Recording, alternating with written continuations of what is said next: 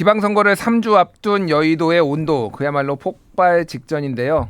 다양한 현안들 악마의 대변인들 시간에 나눠보겠습니다. 김영주 전 더불어민주당 의원, 신지호 전 국민의힘 의원, 그리고 김한 한겨레 21 기자 세 분 모셨습니다. 안녕하세요. 네, 안녕하세요. 반갑습니다. 예, 자주 진짜 보고 싶다는 저희 댓글이 많이 올라왔어요. 그래요? 예, 아니 세 분이 케미스트리라고 하죠. 케미라고 굉장히 잘 맞는다. 그리고 자기 진영의 아픈 부분도 이렇게 쉽게 서슴없이 얘기한다. 역시 내공이 있다. 이런 의견들이 좀 많았습니다. 신조 의원이 어떻습니까? 너무 띄우시는 것 같은데. 네. 아, 눈치채셨어요? 예. 하지만 반응은 좋다. 그래서 계속 하고 싶다. 이런 말씀을 드리면서 본격적으로 얘기를 해보겠습니다. 자, 서울 얘기부터 해볼게요. 지금 서울이 바짝 붙었어요. 지지율 오세훈 후보의 지지율 추격세가 무섭게 붙었고 지금 신경전이 여기저기서 벌어지고 있는데 먼저 지지율부터 먼저 보겠습니다. 뉴스원 한국갤럽 조사 결과를 보면 정원호 후보 46, 오세훈 후보 38. 그래서 격차가 한 자릿수인 8%포인트까지 붙었는데요. 이게 오차 범위가 플러스 마이너스 3.5니까 7%까지 오차 범위잖아요. 그러면 거의 오차 범위 근접해서 지금 붙었다라고 보면 되는데 지금 그 캠프 분위기 좀 말씀해 주시죠, 김한 기자. 뭐 민주당 어쨌든 서울 수도권에서는 이제 압승을 얘기를 하고 있는 상황이라서 크게 이제 동요하지는 않는 것 같은데 뭐 서울뿐만 아니라 전체적으로 이제 지지율들이 좀 붙고 있는 상황이거든요. 뭐 그거에 대해서 이제 민주당은 어차피 선거가 가면 보수도 결집을 하기 때문에 불가피한 현상이다 이렇게 보는 측면도 있는 것 같고, 근데 최근에 잇따라 좀 이제 실수나 설화가 좀 잦았기 때문에 뭐 이 부분에 대해서 좀 경각심을 가져야 된다 이런 의견도 있고. 정원호 후보의 실수 말씀하시죠. 뭐 정원호 후보도 그렇고 이제 당 지도부도 그렇고 여러 가지 말 실수라든지 이제 뭐 어저께 나왔던 뭐 초과 이윤제 배당 문제도 그렇고 여러 가지 것들에서 더 좀 낮은 자세로 임해야 된다 이런 좀 위기감을 본격적으로 갖기 시작했다 뭐 이런 정도인 것 같습니다. 아직까지는. 예. 뉴스원 의뢰로 한국갤럽이 5월 9일부터 10일까지 서울시 거주 만 18세 이상 802명을 대상으로 무선 전화 인터뷰 방식으로 했습니다. 자세한 사항은 중앙선거여론조사심의위원회 홈페이지에 참조하시면 되고요. 신종 의원님, 네. 그 지금 오세훈 캠프 분위기는 어때요? 오세훈 캠프는 이제 따라가는 분위기라고 보는 것 같아요. 그래서 뭔가 이제 결정타 한 방을 좀 찾고 있는 뭐 그런 거 아닌가 싶고, 오늘 이제 터져 나온 김재석 의원이 그 정원호 후보 젊은 시절에 그 폭행 사건 관련해 갖고 뭐 새로운 의혹이랄까요? 예, 문제 제기를 좀 하고 이런 것도 뭔가 이제 판세를 뒤집는 비장의 한 수가 좀 있어야 되지 않느냐, 뭐 이런 것 같습니다. 그렇군요. 제가 오늘 이제 다른 방송에 출연을 했다가 오세훈 시장이 앞에 있어서 오세훈 시장하고 이제 김병민 부시장 만나서 이제 좀 이런저런 얘기를 들었는데 역전한다 우리 곧. 굉장히 자신감이 넘치더라고요. 그런데 사실상 붙었다. 자기네들은 그렇게 보더라고요. 근데 나 질 것 같다고 얘기하는 사람은 아 그렇군요. 예. 김영주 의원님은 어떻게 보시는가요? 지금 정원호 캠프가 흔들리는 건가요? 아니면은 그냥 원래 선거 막판 되면은 그러니까 좀 진행되면은 이렇게 좀 붙는 건가요? 아직까지 정원호 캠프가 안정적인 어떤 그 체제를 구축하지 못하는 것 같다는 느낌은 들어요. 그러나 많이 또 여기도 어쨌든 많은 새가 붙어 있는 건 사실이니까 엄청 캠프가 크더라고요. 예, 큰데 비해서 효율적이지 못한 그런 측면이 있다. 그러니까 옛날에는 제가 이제 2010년도 한명숙 서울시장 후보 때 이해찬 상임선대본부장을 모시고 제가 홍보본부장을 했거든요. 그때는 딱딱 위아래가 질서정연했어요. 뭔가 컨트롤 타워가 있었고. 그런데 지금 과연 핵심적으로 정호로 캠프는 누가 전체의 대장 노릇을 제대로 또 하고 있는가. 그리고 실제적으로 어떤 워딩에 대한 전략들을 얼마나 짜고 있는가 하는 부분들이 약간 좀 저도 언론에 나타나는 정원호 후보의 태도를 보면 조금 아직도 부족하고 거친 부분이 보이거든요. 이제 그런 부분에 대해서 조금 더 갖춰야 될 그거는 이제 후보 개인이 갖고 있는 뭐 상대 후보에 비해서 또 경력의 일천함이라든지 뭐 그런 부분이 있을 수도 있고 철학의 일천함이 있을 수도 있고, 그럼에도 불구하고 사실은 지금까지 나온 민주당이 여러 가지 했던 뭐랄까 오만해 보이거나 실수 부분이면 사실은 오세훈 후보가 따라잡았다가 아니라 서울 같은 정도는 앞서야 돼요. 아, 그래요? 앞선 조사가 나왔어야 돼요. 그러니까 오세훈 후보가 앞선 조사가 나왔어야 된다. 예. 아. 그러니까 뒤처지는 조사도 나오고 앞선 조사도 저는 나올 정도의 부분이 있다고 보여지거든요. 예. 그런데 지금 사실은 이미 오세훈 후보라고 하는 시장에 대한 평가가 이미 낮은 평가로 돼 있는 거예요. 근접하게 말하자면 선거 가까이 붙기는 붙겠지만 예. 어떤 임계점을 통과해서 앞설 수 있느냐. 저는 그건 좀 지켜봐야 된다고. 알겠습니다. 예. 그 토론하자고 지금 오세훈 시장이 후보가 계속 요청을 하는데 정원호 후보는 법정 토론만 지금 하겠다라는 입장인 것 같아요. 김환 기자. 네. 지금 뭐 이런 게 여기만 벌어지는 건 아니고 양양자 네. 경기도 국민의힘 후보가 또 추미애 민주당 후보한테도 토론하자. 그리고 네. 저기 부산 북갑에 북구도, 예. 거기에서도 뭐 네. 그런 일이 있어요. 네. 이건 어떻게 이게 누구한테 유불리한 게 있나요 이게?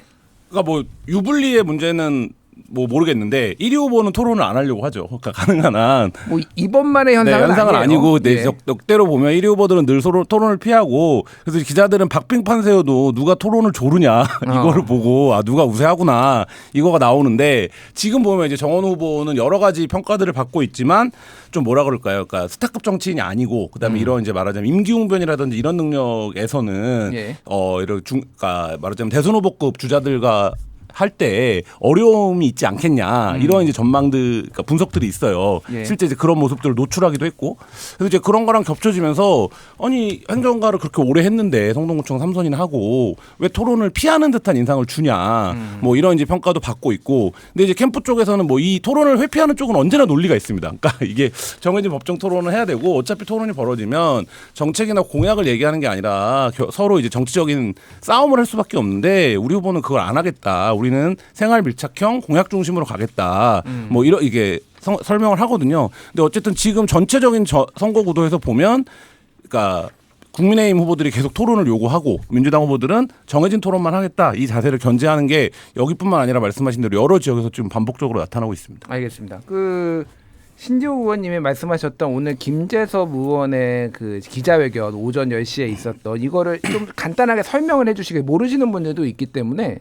그 1990년대 중반 사건이죠. 95년입니다. 예. 네, 그러니까 정원호 지금 후보자가 양천구청장실의 비서로 비서. 재직할 때 그 구청장 비서실장과 관내 어디 술집에 가서 술을 먹었는데 지금 이제 김재섭 의원이 그 근거로 삼고 있는 것은 양천구의회 속기록입니다. 회의록.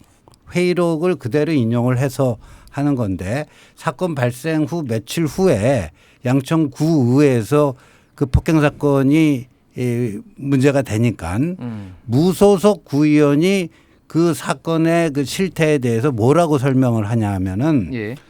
당시 정원호 구청장실 비서가 그 카페인데 술집 그 여종업원에게 외박을 강요를 했고 술집 주인이 그걸 거절을 하자 그 비서실장과 정원호 비서가 뭐 여기 영업하기 싫으냐 뭐 이런 식으로 시비가 붙었고 근데 마침 그때 옆 테이블에 당시 민자당 지금 국민의힘 계열이죠. 예. 민자당 모 국회의원의 비서관이 술을 먹고 있었는데 뭐 말리다가 뭐 어떻게 됐다. 뭐 이런 얘기예요. 그래서 그러니까 그 벌금 300만 원인가 물었잖아요. 이게 폭행한 건 사실이고. 이거는 뭐 근데 이미 밝혀졌어요. 예, 폭행한 이유가 기존에는 뭐 옆 테이블 사람과 5.18 광주 문제를 놓고 해석이 달라서 정치적 언쟁을 벌이다가 격분한 나머지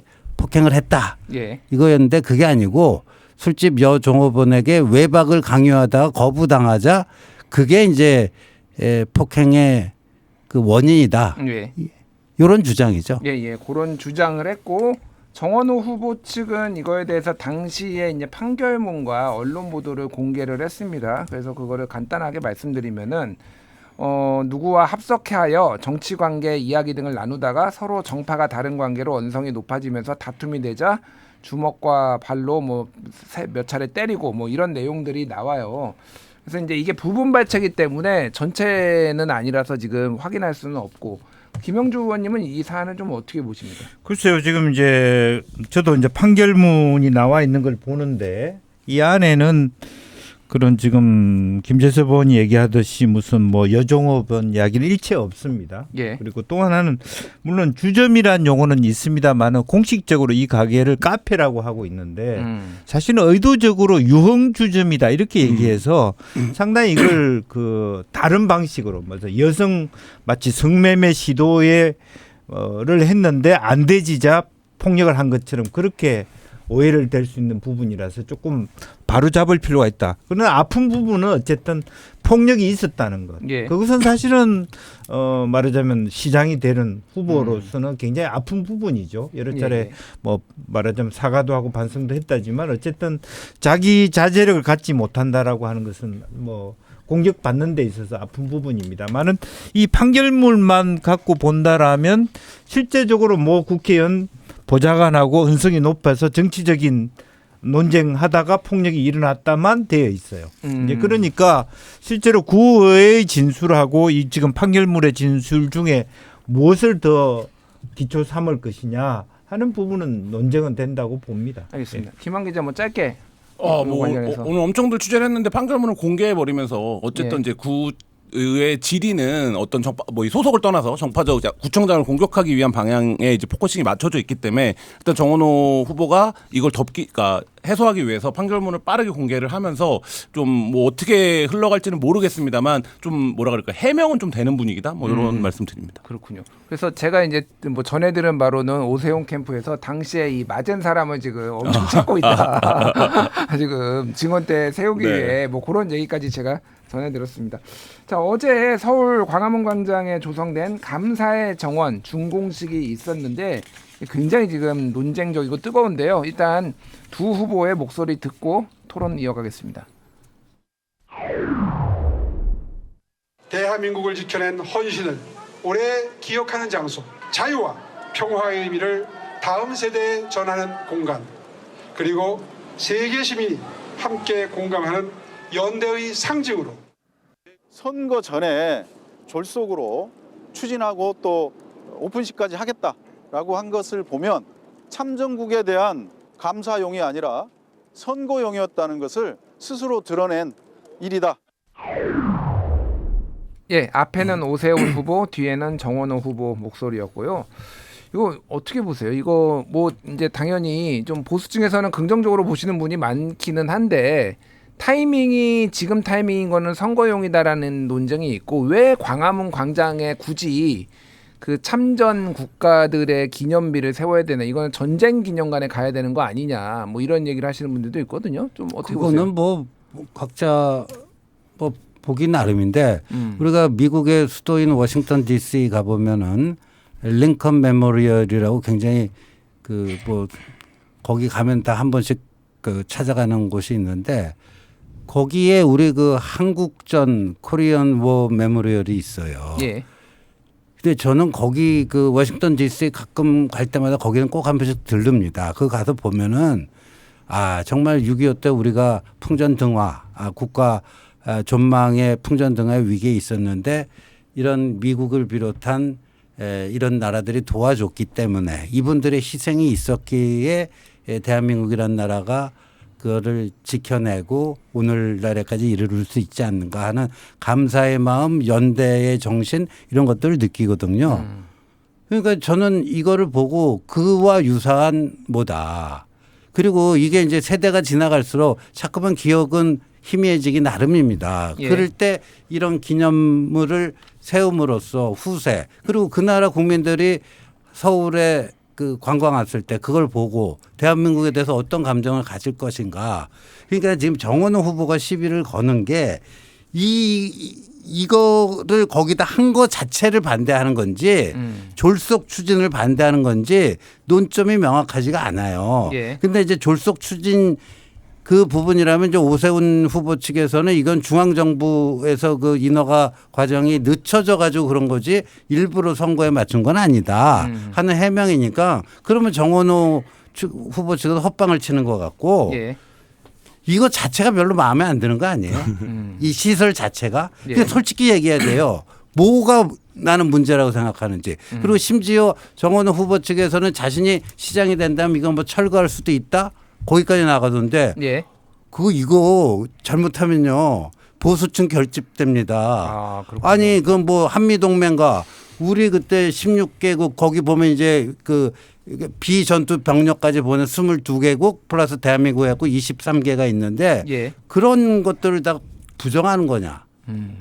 이렇게까지 갈 수 있어요. 그러니까 분명히 해야 됩니다. 괜히 알겠습니다. 공격하려다가 되치기 당할 수 있어요. 그럼 이거는 뭐 선거용은 아니었지만 어쨌든 네. 결과적으로 선거 기간에 나왔는데 이게 오세훈 후보 득표에 도움은 될 거라고 신지호 의원님 보십니까? 근데 잘못 때렸어요 지금 보니까. 민주당이 잘못 때려서 네, 정원호 오히려 후보 측에서. 보수 결집이 될 수도 있겠다. 네. 알겠습니다.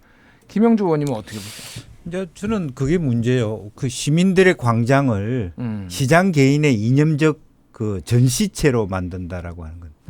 뭐 태극기 크게 올린다든지 뭐 감사의 부분을 원래 이제 2024년에는 네. 100m짜리 태극기 개양대를 예. 만들려고 하다가 그게 무산되고 네. 지금 감사의 정원을 만든 겁니다. 예. 예. 사실은 지금 용산 전쟁기념관에 가보면 박물관도 있고 공간이 굉장히 좋습니다. 그리고 예. 새롭게 조성되고 있는 뭐 그전에 우리 윤석열 전 대통령이 또 대통령실로 있었던 그 공간도 이런 시설하기에 상당히 좋은 것이고요. 사실은 또 우리나라로 보면 부산에 유해묘지 있지 않습니까? 여러 가지 그런 기념감들이 있고 그런 뭐 효창공원도 있고 지금 현재 항일 투쟁했던 기념 추억의 공간은 남산에 있단 말이에요. 또 올라가 예. 보면 바로 여기서 얼마 걸리지 않은 곳에 있습니다. 그래서 저는 이제 박은순 시장 때 부시장했던 시점에서 그때의 고민은 뭐냐면 걷는 도시. 그리고 실제적으로 외국에 가보면 그 카페를 쭉 앉아있는 노천에 앉아있는 그런 사람이 걸어 다니는 도시로서의 광장을 회복시키자는 건데 예. 이거는 무단 점유다. 시장 개인의 의지에 따라서. 저는 심각하게는 그렇게 봅니다. 시설이 뭐가 됐든 예. 이렇게 설치하는 거는 문제가 있다라고 예, 보시는 공간이 거군요. 서울에 얼마나 많습니까?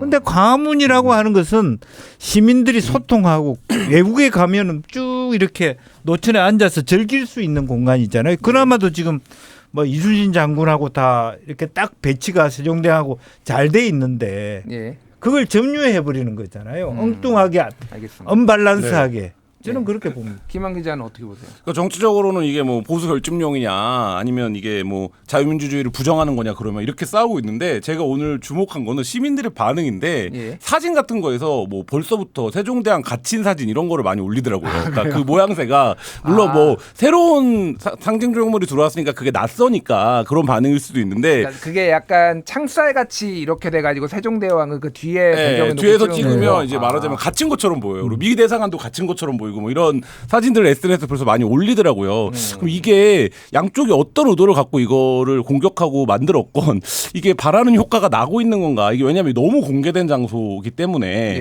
그러니까 이제 그런 생각이 일단 하나 들었고, 근데 이제 모든 뭐 시장들이나 시정을 추진하다 보면 본인의 이제 뭐 어떤 상징물 같은 거를 남겨놓고 싶어하는 게 뭐 진보 보수 가릴 것 없이 이제 그런데 그러니까 이게 선거 21일이라고 두고 이거를 던지면 예를 들면 부정적인 공격이 강화될 수밖에 없는 타이밍이거든요.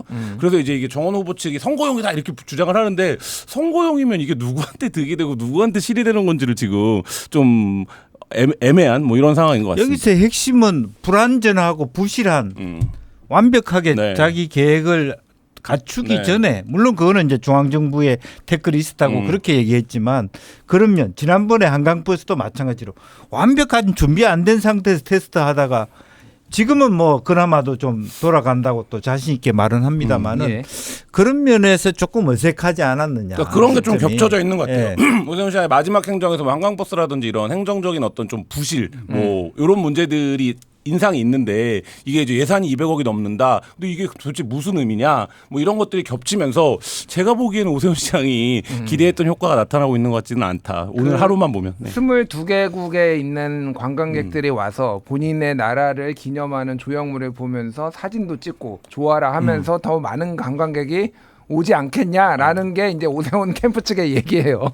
자, 뭐 신지호 의원님 짧게 말씀하시고. 그렇고요. 그거를 뭐 이제 그렇게 그런 각도로 사진 찍어서 그 뭐 SNS 에 올리는 분들은 뭐 민주당 골수던가 뭐 그런 분들이겠죠. 그래서 그게 무슨 여론에 결정적인 영향을 미치는 건 아니고 이게 얘기하려면 긴데 하여간 이거를 잘 그 절제력을 갖춰야지. 왜냐하면 지금 대한민국이 유엔군 사령부가 있는 유일한 나라예요. 예. 그게 이제 6.25 전쟁이라고 하는 역사적 사건이 만들어낸 그거인데 지금 이 기념물도 그래요. 그래서 이제 오세훈 개인에 대한 공격으로 하고 싶겠죠.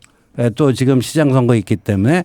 근데 이게 잘못 건드리면 이 기념물이 갖는 역사적 무게감이 워낙 커요. 예.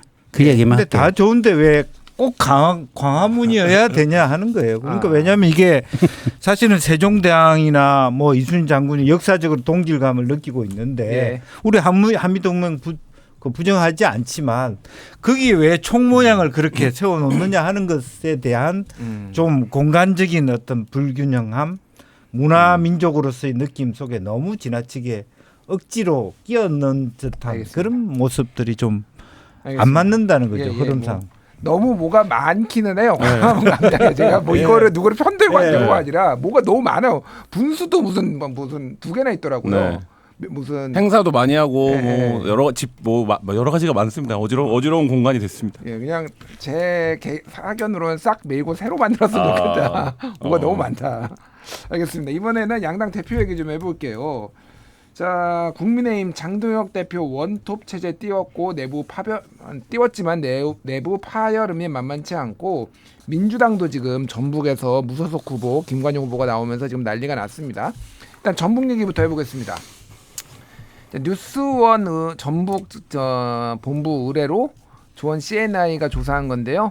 무소속 김관영 후보가 43.2 그리고 민주당 이원택 후보가 전북 도지사입니다. 후보입니다. 39.7 그래서 오차 범위로 접전이지만은 수치는 김관영 후보가 조금 더 나왔습니다. 그래서 이게 지금 민주당에서는 완전 충격이더라고요. 지금 난리가 났는데 일단 김영주 의원님 네. 어때요 지금 분위기가? 그러니까 우선은 그 도민들이 뭐 솔직하게 얘기해서 이원택보다는 김관영이 인물에 대한 평가, 중량감 그리고 그 도지사로서 그동안에 해왔던 치적을 높이 사는 건 분명한 거고 이제 두 사람 다 당이라고 관점에서 보면 하자가 있다. 그리고 민주당 입장에서는 뭐 빼도 박도 못하는 증거가 있기 때문에 내칠 수밖에 없었다라고 하지만 이원택 후보도 완벽하게 깨끗한 후보는 아니기 때문에 네. 불공평하다라는 그런 동정론이 있다는 거죠. 그런 부분이 쉽지 않고 또 하나는 이제 뭐 큰 틀에서 이번에 좀 민주당이 반성해야 될 것이 호남 이번에 후보자 뽑는 과정이 너무 더티했습니다. 아 그래요? 전체적으로 보면 아마 뚜껑을 열어보면 희한한 일들이 많을 수 있고 조국 혁신당 후보의 어부지리도 있을 수 있고 그런 부분에 대해서 뭐 우리 민주당이 특히 호남에 있어서의 공천 선거 과정은 반성해야 될 지점이 있다라는 생각이 들고요. 그렇군요. 이제 지금은 물론 그럼에도 불구하고 뭐 어쨌든 그 우리 정청래 대표가 얘기한 것처럼 뭐 그럼에도 불구하고 김관영에 대한 초기에는 동정 여론이 있겠지만 마지막에 가서는 그래도 뭐 유연택을 밀어줄 가능성이 높지 않느냐 저는 그렇게 봅니다. 알겠습니다. 그 정청래 대표 말씀하셨는데 어제 있었던 민주당 호남 공천자 대회에서 관련 발언을 했거든요. 듣고 와서 이야기 나눠보겠습니다.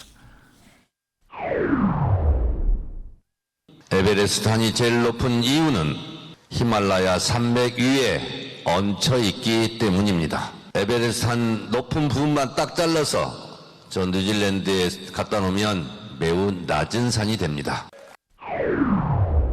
예, 어제 12일 민주당 호남 공천자 대회에서 정청래 더불어민주당 대표가 말한 거고요.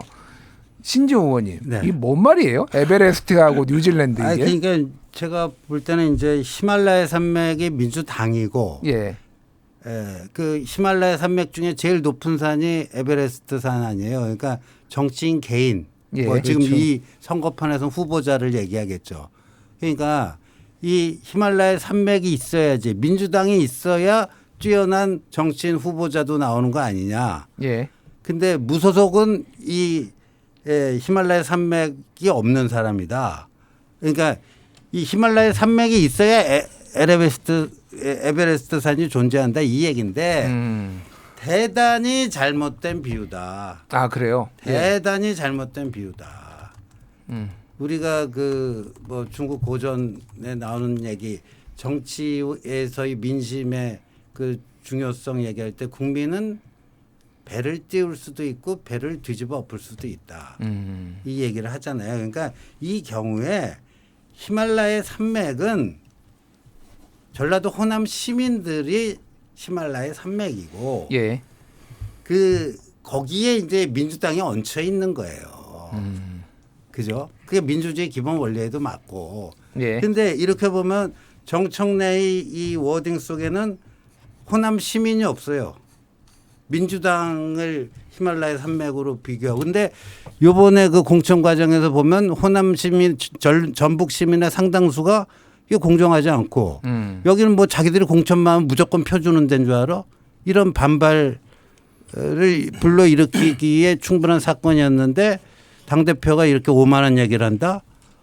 저는 전북 민심에 오히려 불을 지를 수도 있는 굉장히 위험한 워딩이다 이런 생각이 들어요. 그렇군요. 어제 그래서 이 공천자 대회 앞에서 기자회견, 이 정청래 대표 규탄 기자회견도 있고 상여가 등장했어요. 그래서 그 뭐라고 해야 돼? 이 뭐라고 하죠? 가림막도 아니고 이 플래카드도 아니고 이 여기에 보면은 제가 굉장히 인상적이어서 아이고 정서방 168억 사기꾼이 웬 말이냐. 아이고 정서방 정과 오범이 웬 말인가. 그런데 이제 168억 사기 정과가 있는 사람을 공천을 했다. 지금 이게 친청 계열이다. 뭐 이렇게 지금 주장을 하시는 것 같아요. 그래서 지금 뭐 김관영 지사 말고도 좀 호남에서는 굉장히 불만들이 많더라고요. 지금 어떻습니까? 그러니까 이게 공천 과정 말씀하셨지만 뭐 공천 과정, 공천 결과 그리고 이제 공천 과정과 결과에서 어쨌든 반발하는 사람들에 대한 관리 이런 거에서 지금 민주당 지도부가 기자회견에서 그 얘기가 나왔을 때 좀 안일했었거든요. 그러니까 예를 들면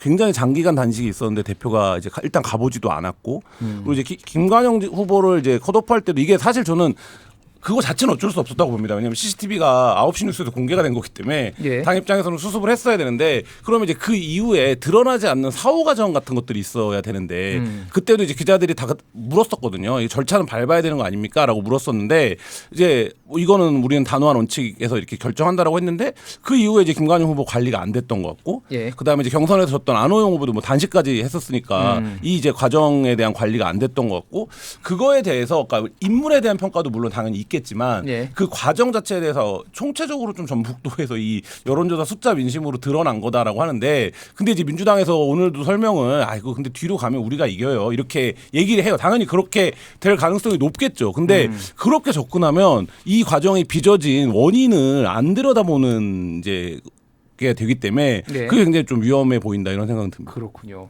그 이제 언론에서 취재한 내용을 보면은 그때 김관영 지사 제명 과정에 앞서서 그 김관영 지사와 안호영 후보 그리고 송영길 전 대표가 만났다라는 거예요. 거기서 만나가지고 단일화 논의를 하고 그래서 이제 친청 후보를 견제를 하자라고 했는데 바로 하루 이틀 뒤에 전격적으로 제명이 나와가지고 이 단일화 논의가 깨지고 뭐 이런 과정이 있었다. 그래서 이게 정청래 대표가 견제한 거 아니냐 이런 이제 의구심을. 그리고 이제 후에 안호영 후보가 반발하고 단식을 할 때 이제 저쪽도 똑같은 말하자면 부정이 있지 않냐라고 할 때 최소한 뭐 이후 여와 상관없이 그 정도 이제 자당의 중요한 정책 자산이라고 생각을 하면 당대표가 방문을 해서 어쨌든 그걸 매듭을 지었어야 되는데 정리를 해줬어야 되는데 그걸 안 하는 게 그때도 막 뉴스가 됐었거든요. 왜 뭐 야당 대표나 야당 쪽 관계자도 오는데 그러니까 이제 그런 것들이 다 총체적으로 좀 반영된 것 같습니다. 알겠습니다. 김영주 의원님. 네.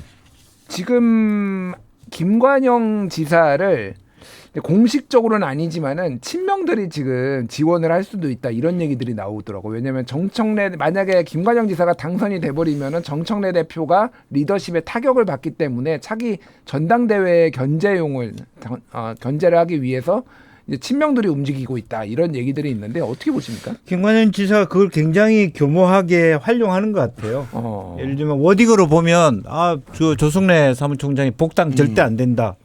그런데 김관영 후보가 뭐라 그러냐면 정청래 대표 떨어지면 나 복당 가능해. 정청래 대표 체제에서는 복당하지 않겠다. 정확하게 그렇게 얘기했죠. 그러니까 그 얘기거든요. 그러니까 전당대회에서 정청래 대표만 떨어뜨리면 나는 얼마든지 복당 가능하다라고 하는 것은 방금 얘기한 것처럼 말하자면 친명하고 정청래하고의 갈등 예. 그런 것들을 활용해서 불을 붙여보자. 그리고 그런 부분으로 지금 자기를 당선 가능할 수 있는 방법으로 선택한다 전략적으로. 예. 그런 생각도 할 수 있고 그런 부분에 있어서는 그것이 통할 수도 있다고 생각합니다. 잘못 과정 관리를 하게 되면. 그렇군요. 예, 알겠습니다. 예. 굉장히 갑자기 전북이 재밌어져가지고 네. 흥미진진하게 좀 지켜보고요. 국민의힘 얘기 좀 해보겠습니다. 장동혁 대표를 상임선대위원장으로 하는 공소취소 저지 선대위가 출범했는데 또 음성 듣고 와서 이야기 나눠보겠습니다. 무엇보다 이번 선거는 대한민국의 자유민주주의와 헌정 질서를 지키는 선거입니다. 이재명은 공소취소 특검으로 자신의 범죄를 지우려 하고 있습니다. 더 나아가 이재명은 개헌으로 장기 독재의 길을 열려 하고 있습니다. 국민의힘께 듣지는 않겠지만 조언하겠습니다. 내란 잔재 청산 선대위를 하시는 것이 더 좋을 것 같습니다. 예, 뭐 워낙 독특한 목소리라서 제가 굳이 설명을 안 해도 되겠지만 앞에는 장동혁 대표, 뒤에는 정청래 대표였고요. 개요 잠깐 PD님이 난리가 났어요. 개요 안 읽었다고. 자, 뉴스원 전북 취재본부 의뢰로 조원 씨의 나이가 5월 9일부터 10일까지 이틀간 전라북도 만 18세 이상 남녀 1000명을 대상으로 휴대전화 ARS 방식으로 조사를 했고요. 예. 자세한 사항은 중앙선거론자심의위원회 홈페이지 참고하시면 됩니다. 방금 얘기했던 전북지사 선거 얘기였고요. 자, 지금 저 신조 의원님. 네. 원래 상임선대위원장 한 2주 전에 네. 나경원, 안철수, 김기현 뭐 이런 분들이 같이 공동 선대위원장 한다라고 얘기 나왔던 걸로 기억을 하는데 그게 예. 좀 흐지부지 됐다가 아예 한 분도 안 들어가고 장동혁 원톱으로 이렇게 됐어요. 그게 송원석 원내대표 아닌데 뭐 장동혁 대표 의도대로 된 것 같아요. 그래서 오늘 아침 조선일보가 이 관련 기사 타이틀을 혁신선대위가 아닌 장동혁 선대위. 예. 그렇군요. 예, 그 한마디에 뭐 한 줄에 다 그 압축되어 있는 게 아닌가 보여지는데 예. 이게 지금 아까 그 서울시장 그것도 이제 한 자릿수로 붙었다는데 그 같은 조사에서 막 부산 시장도 더 이제 그 격차가 좁혀지고 뭐 이런 현상이 나는데 그 조사에서 보니까 공소 취소에 대한 찬반을 물어보니까요. 예. 부산의 경우에 부적절하다가 47%고 적절하다가 30%예요. 그러니까 이 사실은 공소취소 지금 한 발 뺐죠. 예. 이제 선거 뒤에 뭐 한번 보자 하고 뺐는데 그냥 못 먹어도 그거를 했으면은 참 재밌게 갔을 거다라는 생각이 드는데 제가 지난번에 나왔을 때도 그 말씀을 드린 것 같은데 지금 국민의힘 전통적인 지지층은 장동혁 체제의 실망을 넘어서 분노. 예. 그래서 상당수 사람들이 요번에 기권하겠다. 이 무투표. 더 나아가서 장동혁 체제를 응징을 하고 폭삭 망하게 해야지 보수의 새싹이 돋을 수 있다. 차라리 민주당을 찍어버리는 게 폭삭 망하게 하는 더 확실한 수단이다. 이게 역투표예요. 그래서 예. 무투표와 역투표를 고민하던 보수 지지층이 꽤 있었는데 이놈의 그 공소 취소 이 뭐 특검 추진 이게 나오면서 위기의식을 가지고 쫙 결집을 하는 겁니다. 그렇군요. 그래서 아까 얘기한 부산에서 찬반이 47%대 30%로 나오고 이 격차도 줄어들고 뭐 이런 거예요. 예. 그런데 여기서 혁신선대위가 아닌 장동혁 원톱 선대위가 떴잖아요. 그러면 이게 정치공학적으로 어떻게 되냐면 그 분노를 좀 물타게 해줘요. 예. 예, 그 공소취소에 대한 중도 보수층의 분노를 또 저 사람이 또 나와서 한동안 안 보여서 좀 괜찮은데 또 그냥 앞에 나와서 저러네. 예. 이게 물타기 효과가 있는 거예요. 그렇군요. 예. 그런데 어쨌든 지금 원톱으로 됐다라는 거는 자신감 뿜뿜. 지금 최근에 그 언론하고 인터뷰도 있고 뭐 이를테면은 뭐 SNS에 글도 많이 올리고 뭐 그런단 말이에요. 근데 지금 신지호 의원님 얘기 들어보면은 장동혁 대표가 잘해가지고 딱히 이 상황이 이렇게 된 것 같지는 않은데 김영주 의원님이 또 워낙 고수시니까 장동혁 대표가 왜 이렇게 자신감이 넘치게 된 거예요? 솔직히? 저는 자신감이 넘쳤다기보다는 한동훈 떨어뜨리기 위해서 극악스럽게 장악을 해야 된다고 보는 거죠. 저는 그렇게 봐요. 그러니까 예. 예를 들면 부산에서 만약 대구 경북은 국민의힘이 가져갈 거예요. 저는 그렇게 봅니다. 아 그래요? 예. 뭐 아니, 김부겸 총리한테 미안하지만 듣는 김부겸 예. 후보가 근데 부산 경남의 경우에 부산에서 지금 오늘 아침에 우리 뭐 언론에 봤지만 박민식하고 한동훈 후보 단일화에 대한 결과가 어떻게 나오냐면 한 15%가 단일화 효과 없이 죽어도 박민식 지지자 중에 12%는 한동훈 못 찍겠다가 나오고 한동훈 후보 지지자 중에 죽어도 박민식 못 찍겠다가 나오고 있어요. 그걸 누가 더 촉발시키냐. 장동혁이 촉발시키고 있거든요. 예. 예를 들면 한재하 의원이 가는 거라든지 이런 부분에 대해서 완전히 페널티를 준다라고 하는 것은 서로 더 격렬하게 싸우게 하는 거거든요. 이제 그런 시너지를 후보 단일화 시너지를 가질 수 없으면 부산시장 선거도 그렇게 좋게 나아갈 수는 없거든요. 예. 예. 그래서 그거를 좀 장동혁 대표가 굉장히 크게 착각하는 건데 아니 당 대표가 시도당 대회에 온다 그러면 오지 마라고 할 수 있는 사람이 있겠어요? 꼭 다니는 것이지 부르는 게 아니고. 예. 그렇지만 서울시장 그 선대위는 못 오게 하잖아요. 그래서 요새 예, 신조. 개소식 기피 현상이 있어요. 개소식 한다 그러면 또 올까봐. 네. 아예 개소식 자체를 안 하는. 수도권 중부권 이상으로는 돌아다니지 못하게. 지난주에인가 이제 군수 사무실 개소식을 간다는 일정이 공제가 돼갖고 기자들이 당 대표가 군수 사무실 개소식도 가냐 뭐 이런데 결국 취소되긴 했는데 이 상황이 역설적인 걸 보여주는 게 미디어토마토 조사에서 보면 장 대표의 사퇴를 반대한다라는 민주당 지지층이 40%쯤 돼요. 그러니까 민주당, 진짜요? 예, 민주당 지지층에서 역선택이지, 그거는. 굉장히 전략적인 생각을 하고 있는 거예요. 근데 이제 장 대표의 등장이 예를 들어서 강성 지지층이라고 불리는 15%를 단속할 수 있냐. 근데 이제 그러면 이런 얘기들 하세요. 국민의힘 관계자. 그 장 대표가 안 나와도 그 층은 단속이 돼.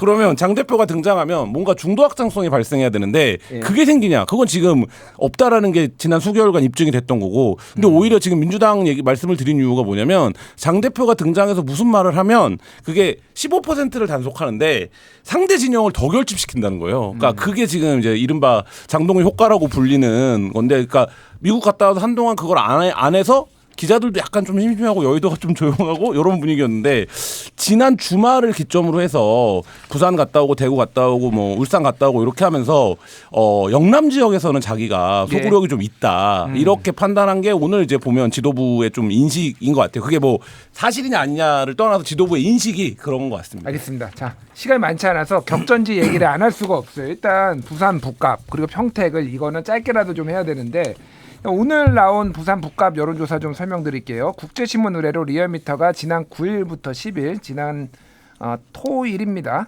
이틀 동안 부산 북값 지역 18세 이상 성인 남녀 506명을 대상으로 무선 자동응답 100%인데요. 여기에서 하정우 민주당 후보 43.4, 한동훈 28.1, 박민식 23.1 이렇게 나왔어요. 그리고 KBS 부산총구 의뢰로 한국리서치가 8일에서 10일 지난 금토일에 조사한 건데요. 18세 이상 부산 북값 18세 이상 500명을 대상으로 조사를 했는데 무선전화 가상 전화 면접 100%입니다. 이거에서는 하정우 37, 한동훈 30, 박민식 17 이렇게 나왔습니다. 신지호 의원님 네. 어떻게 보세요? 아니 근데 이게 여론조사는 우리가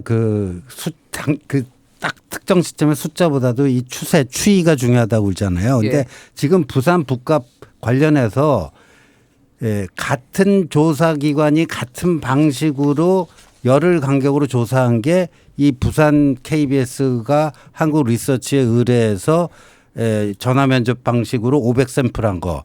그게 4월 27일, 28일에 맞아요. 1차를 했고 이번 5월 8, 90에 2차. 그러니까 여기서는 추세를 읽을 수가 있어요. 근데 1차에 비해서 박민식 후보는 8%가 하락했고 한동훈은 6%가 상승을 했습니다. 예. 그러니까 이 한동훈은 그것만 보면 한동훈은 상승세고 박민식은 하락세다. 요 정도는 얘기할 수 있겠죠, 통계학적으로. 그렇군요. 예. 근데 그럼에도 불구하고 하정우 1등 오차범위 밖에서 1등이고 나머지 두 후보가 경합이면은 1강 2중 구도. 그거는 이제 예. 국제신문이 리얼미터 ARS 조사고요. 그건 예. 처음 한 거고 부산 KBS 조사는 전재수랜다. 그 하도 하정우 후보가 재수행님 하고 다니니까.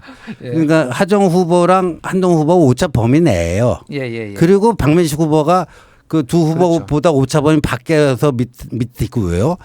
뭐 이런 건데 그래서 저는 이 지금 하정우 후보가 이 참 재밌는 게요. 이분은 재수행님 없으면 이게 대화가 안 돼요. 재수행님처럼 뭐 하겠다 그러는데 재수행님은 어제 선관위 법정 토론 말고도 TV 토론 3회를 딱 기약을 하고 어제 첫 번째를 한 거 아니에요. 예. 무슨 그 망치로 뭐 보좌관들이 PC를 뽀겠다 망가뜨렸다 뭐 했다 이런 악재가 있음에도 불구하고 부산 시민들의 알 권리를 위해서 박형준 후보랑 당당하게 맞선 거예요. 예. 근데 하 후보는 보니까 법정 토론만 하겠다면서 이 TV 쌈박질이라고 해요. 이 토론을 쌈박질이라고 해요. 저 깜짝 놀랐어요. 예. 토론이 쌈박질이에요. 그래서 이 아마도 이런 문제 때문에 하정 후보가 이러고 어떤 식으로 이거를 방어해낼 수 있을지 그게 굉장히 관전 포인트예요. 한동훈 후보가 상승세고 어쨌든 하정우 후보랑 또 이제 1등 싸움을 할 것이다 이렇게 좀 보시는 거군요. 어떻게 보세요? 이 구도가 1강 2중으로 갈지 아니면 2강 1중으로 갈지 어떻게 보십니까? 글쎄요, 뭐 시간이 갈수록 2강 1중으로 갈 가능성이 좀 많다. 그렇게 그러니까 보세요? 하정우, 한동훈 예. 이제 그렇게 많은데 여기서의 문제는 이제 시장 선거하고 커플링이 될 수 있느냐의 문제예요. 자꾸 장동혁 대표가 시장 선거 지지하러 부산에 올 텐데 그러면 자꾸 박민식이 이겨야 되는 건데 박민식은 떨어지고 있고 한동훈은 어느 정도 추세로 거의 하정우하고 같이 붙었을 때 머리가 이제 복잡해지는 사람은 사실은 박형준 시장이에요. 예.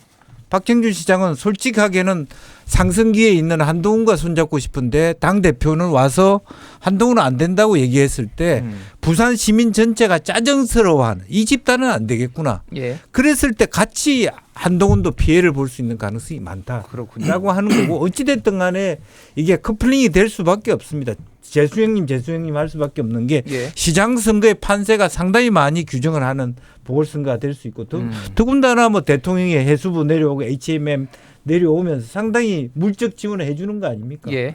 그리고 부산 경제 굉장히 어렵다는 거. 이건 뭐 정치 싸움을 뛰어넘어서 부산 시민들도 사실은 살아남기 위해서라도 여당 손을 잡아야 될 판이거든요. 알겠습니다. 이제 그런 상황입니다. 김한 기자 짧게. 네, 여론조사 전문가들이 세 가지를 많이 얘기하는데 하정우의 상방을 뚫을 수 있냐. 하정우가 37, 38에 갇혀 있었거든요. 모든 예. 여론조사에서 1위는 하정우입니다. 그러니까 근데 이제 37, 38을 뚫을 수 있냐는데 37, 38을 뚫은 조사가 나왔다는 게 의미인 것 같고 예. 두 번째는 단일화 양자 대결도 다 하거든요, 여론조사가. 그러니까 양자 대결을 하면 이기는 조사가 나올 거냐, 단일화를 했을 때. 근데 아직까지 요 조사는 안 나오고 있어요. 근데 요게 나올 거냐가 포인트고 마지막으로는 누가 먼저 3등으로 쳐질 거냐인데 지금 이제 신 의원님 말씀하신 것처럼 요 세 가지 이슈 중에 두 가지 정도는 좀 정리가 된 것 같아요. 하정우의 상방도 확인이 된 것 같고 가장 최근 조사에서 누가 3등인지도 정해졌는데 아직까지 단일화에도 이긴다가 안 나오고 있기 때문에 뭐 요거를 이제 지켜봐야 될 것 같습니다. 알겠습니다. 평택을 얘기 짧게 해볼게요. 일단 5차 방정식이에요. 여기 되게 흥미롭게 저도 지켜보고 있는데 그냥 단도직입적으로 누가 될 것 같아요? 근데 신조 의원이. 저는요 그 조국 후보가 예. 과거에 고 노회찬 의원이라든가 심상정 의원처럼 좀 그 민주당은 아니잖아요. 좀 당당하게 진보 진영의 리더로서 선거점에 임하면 좋겠는데 예. 진짜 민주당은 나다. 진짜 민주당 후보는 나라는 식으로 캠페인을 해요. 그러니까 그게 김영남 후보가 보수당에서 넘어온 사람이다 보니까 그게 아주 위크 포인트라고 그것만 계속 때리는데 정말 대권 주자 그냥 국회의원 수준에 그칠 사람이면 그렇게 해도 돼요. 예. 근데 이게 진영의 리더를 꿈꾸고 하는 사람이 이게 좀 노회찬 같은 당당함이 있으면 좋겠다는 아쉬움이 굉장히 커요. 근데 민주당하고 합당해서 민주당에서 지금 본인이 대선을 나오려는 게 아닐까요?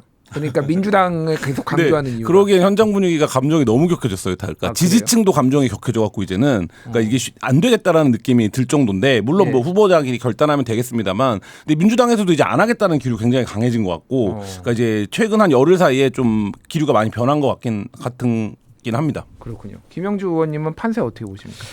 그 조국 대표가 앞서는 건 맞는 것 같아요. 그런 최근에 JTBC 여론조사에서 앞서는 조사가 나왔는데 그 조사를 오차범위 내. 예, 그렇지만 어쨌든 그걸 잘 활용해야 된다. 마치 지금 민주당 후보를 빨간색을 입히거나 자기를 제일 앞에 나섬으로써 사실 그는 심지어 선거법 위반입니다. 위반 있는 소지가 있죠. 네. 그렇게까지 하는 것이 조국스러운가라고 하는 부분 또 뭐 눈팅이가 뭐 부딪혀가지고 뭐 어쨌다 그런 식으로 하는 게 조국답지 않다라고 되더라도 그렇게 큰 인물은 못 된다. 뭐 그런 아주 뜨뜻미지근한 그런 평가를 할 수밖에 없다는. 그렇군요. 시간이 많지 않은데 그래서 저 누가 될 것 같으세요? 그거 하나만 들어볼게요. 아니 그러니까 거기 티격태격하면요. 예. 유이동 후보가 어부지리할 수도 있어요. 유이동이 경우에 될 수도 따라서. 있다. 예. 김영주 의원님은 누가 될 것 같습니까? 유이동은 안 될 것 같습니다. 유이동은 아니에요. 그러면은 김용남, 조국. 나는 지금 어찌됐든 치고받은 상황에서 김용남 후보가 확실하게 포지셔닝을 잘하지 못하면 조국 후보가 될 수도 있다는 생각이. 조국 후보가 될 수도 있다. 자, 김한 기자는. 저는 뭐 정석적인 저희 개인적 결의가 아니라 정석적인 과정으로 보면 김용남 후보가 이기겠죠. 그러니까 조직을 갖고 있으니까. 야, 구도도 세 명이 유리하고. 다 다른데 네. 박제 놓고 제가 나중에 선거 결과 나오면 세 번 모시고 이야기들을 해보겠습니다. 자, 여기까지 하겠습니다. 악마의 대변인들 김영주 전 의원, 신지호 전 의원, 김한 한겨레 12 기자였습니다. 감사합니다. 네, 감사합니다. 감사합니다.